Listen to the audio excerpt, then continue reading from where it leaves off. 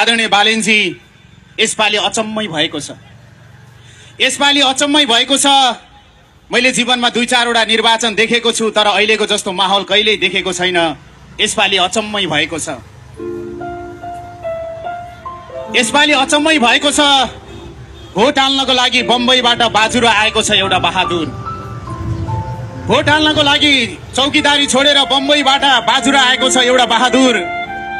Vote हाल्ने रहरले आफ्नै छोराछोरीको रहर बिर्सिएको छ रियादबाट हिँडेको एउटा रनेले। भोट हाल्ने रहरले आफ्नै छोराछोरीको रहर बिर्सिएको छ रियादबाट हिँडेको एउटा रनेले।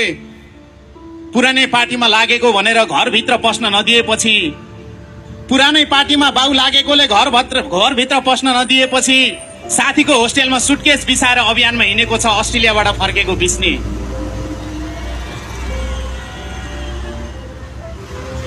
गएको ऋण पनि राम्रोसँग तिरिएको छैन। गएको ऋण पनि राम्रोसँग तिरिएको छैन। तर गएको 6 महिनामै छुट्टी आएको छ जापानबाट रतन भाइ। जीवनमा पहिलो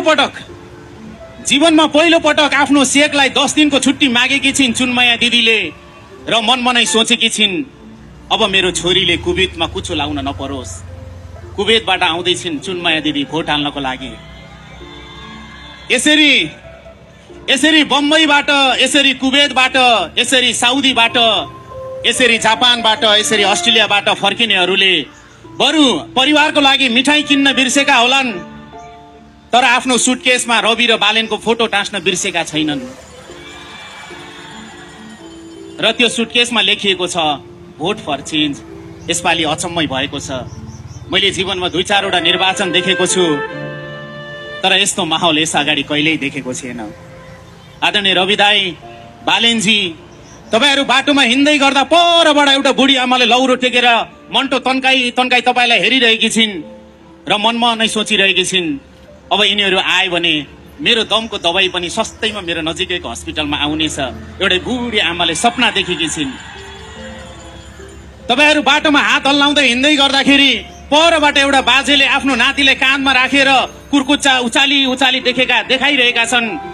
हेर नाति, तिनीहरू सरकारमा आए भने तेरो लागि कापी कलम आउनेछ, तेरो लागि ड्रेस आउनेछ, तैँले धेरै पढ्ने छन्, यो देश छोडेर जाने छैनस्। एउटा बुढो बाजेले आफ्नो नातिलाई तपाईँहरू बाटोमा हिँड्दै गरेको देखाइरहेका छन्। यसपालि अचम्मै भएको छ। हामी आउँदैछौँ भनेर जब तपाईँहरू आउनुभयो, मेरो भाइले पासपोर्टको फर्म क्यान्सिल गरेको छ। यसपालि अचम्मै भएको छ। मेरो साथीले कोरियन भाषाको कक्षा हाफेको छ। मेरो बहिनीले ब्युटिसियन भएर दुवै जान लागेकी थिए। अब यही देशमा पार्लर खोल्छु भनेर सटल खोल्दै हिँडेकी छ। त्यसकारण यसपालि अचम्मै भएको छ। किनकि लामो निराशापछि आशा जागेको छ अब देश बन्छ भनेर। किनकि कुनै स्टेजमा आफ्नो आमालाई साँची राखेर रवि दाइले भन्नुभएको छ बालेनले देश बनाउँछ। अब आशा जागेको छ। र आशा लाग्दै पनि हामीलाई विश्वास छ रवि र बालेनले बोलेको कुरा झुट हुने छैन।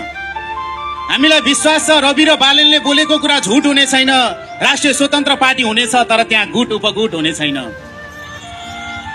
हामीलाई विश्वास छ रवि र बालेनले बोलेको कुरा झुट हुने छैन। राष्ट्रिय स्वतन्त्र पार्टी हुनेछ, त्यहाँ गुट उपगुट हुने छैन। बालेनको सरकार हुनेछ, त्यहाँ लुट हुने छैन। हामीलाई विश्वास छ तपाईहरुले बोलेको कुरा झुट हुने छैन। राष्ट्रिय स्वतन्त्र पार्टी हुनेछ, त्यहाँ गुट उपगुट हुने छैन। बालेनको सरकार हुनेछ, त्यहाँ लुट हुने छैन। यदि पहिला जस्तै झुट गुट र लुट भयो भने भगवान कसम यसपालि कसैलाई छुट हुने छैन।